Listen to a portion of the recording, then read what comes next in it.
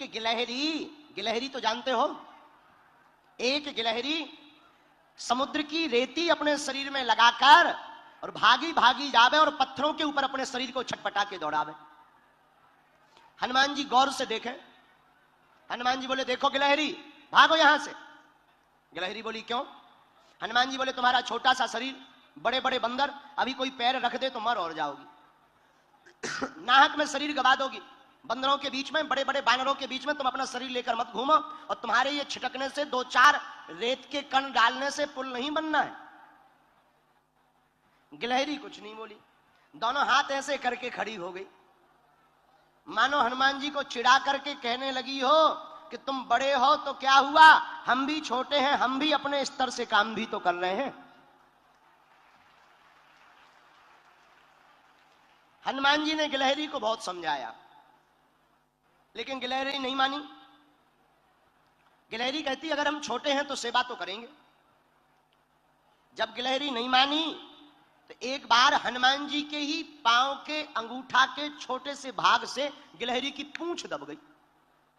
अब गिलहरी बड़ी चिचियाई। हनुमान जी ने देखा कोई चिचिया रहा है, कौन है? नीचे देखा तो गिलहरी। हनुमान जी ने पैर दूर किया तो डांट करके हनुमान जी ने कहा हमने पहले ही कहा था कि यहां बीच में मत घूमो। अब मान गई, देखो घाव बन गया तुम्हारी पूंछ में, वो तो कुशल है हमारा पैर के अंगूठा का अगला भाग रखा, अगर अंगूठा ही रख जाता सोई तुम्हारा काम हो जाता। गिलहरी रोने लगी, बोली रुक जाओ, हम तुम्हारी राम जी से शिकायत करेंगे, बड़े दरबार में तुम्हारी शिकायत करेंगे। हनुमान जी बोले जाओ कर दो, हमें कोई दिक्कत नहीं।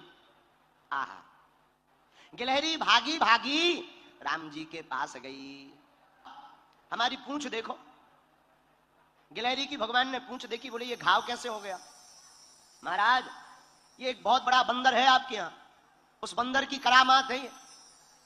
राम जी ने गिलहरी को अपनी हाथ में लिया, पूंछ के ऊपर हाथ रखा तो जो उसका दुख था, करुणावान करुणा निधान श्री रघुनाथ जी के हाथ रखते ही उस पूंछ का घाव ठीक हो गया और गिलहरी प्रसन्न हो गई। राम जी अपनी 3 अंगुलियां गिलहरी के ऊपर फिराए। लोग कहते हैं कि पहले तो गिलहरी के ऊपर कोई निशान नहीं थे, जब राम जी ने अपनी 3 अंगुलियां गिलहरी के ऊपर फिराई, वही 3 अंगुल के निशान आज भी गिलहरी के ऊपर हैं। मानो राम जी ने कह दिया कि अब हमारी सील सिक्का लग गई, अब तुम्हें कोई रोक नहीं सकता। गिलहरी बोली ऐसे काम नहीं चलेगा, आप हमारा पहले न्याय करो। क्या हुआ है? आपके यहां बलवान बंदर ने हमारी पूंछ में घाव लगा दिया, उसको दंड दो, और आप जब तक दंड नहीं देंगे तो हम मानेंगे नहीं। राम जी बोले ठीक है जाओ ले आओ। गिलहरी बोली पहले वचन दो कि आप दंड दोगे। राम जी बोले वचन है।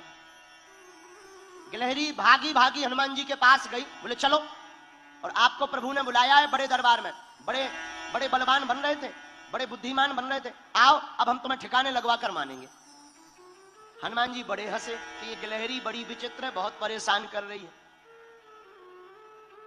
हनुमान जी, श्री हनुमान जी गिलहरी के साथ साथ राम जी के द्वार पर पहुंच गए। राम जी को प्रणाम किया, क्या बात है, और तुमने गिलहरी का अपराध क्यों किया श्री हनुमान जी? हनुमान जी हाथ जोड़कर बोले प्रभु हमने अपराध नहीं किया, यही गिलहरी बीच के बीच भाग रही थी, इधर से उधर उथल पुथल कर रही थी, हमने तो टोका था, रोका था कि बड़े बड़े बंदर हैं, चिपल जाओगी, चप जाओगी, मर जाओगी। महाराज धोखे से हमारी ही पांव से इनकी पूंछ दब गई।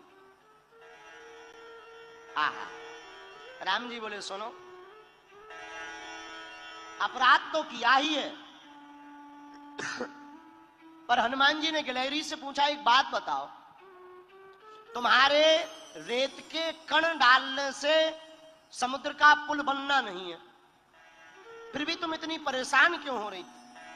राम जी बोले बात तो सही है, बताओ गिलहरी। गिलहरी ने जो जवाब दिया उसको सुनकर हनुमान जी की आंखों में आंसू आ गए। आहा, गिलहरी हाथ दोनों जोड़कर बोली राम जी हमें पता है कि हमारे कारण से पुल नहीं बनना है, लेकिन इन बांदरों ने, बंदरों ने, आपकी इस सेना ने बड़े बड़े पत्थर ला करके पुल बना दिया। 1200 किलोमीटर लंबा पुल बनाया है महाराज, 120 किलोमीटर चौड़ा राम सेतु। राम जी बड़े बड़े पत्थर लगे हैं, आपके चरण बड़े कोमल हैं। उन चरण कोमल जब आप पत्थरों में, पत्थर हैं ऊबड़ खाबड़, रखोगे, कहीं चोट लग जाए, आपके चरणों से खून बहने लगे, तो ये बनते तो बड़े बुद्धिमान है तुम्हारे हनुमान जी, बड़े बुद्धिमताम वरिष्ठम ज्ञानिनामाग्रगण्यम सकल गुण निधानम वानराणामधीशम। पर इन्हें ज्ञान एक रत्ती का नहीं है, तुम्हारे हनुमान जी को ज्ञान एक रत्ती का नहीं। हम छोटे जरूर हैं और हमें ज्ञान ठीक ठाक। राम जी बोले क्या ज्ञान है? बोले ये तुम्हारे बड़े बड़े बंदर बड़ी बड़ी शिलाएं लगा रहे, पर आपके चरण बड़े कोमल हैं, आप चलोगे तो कहीं पत्थर लग जाएगा, तो हम रेती जा करके, रेती उन पत्थरों की दरार में भरते हैं ताकि आपके चरणों में कोई चोट ना लग जावे।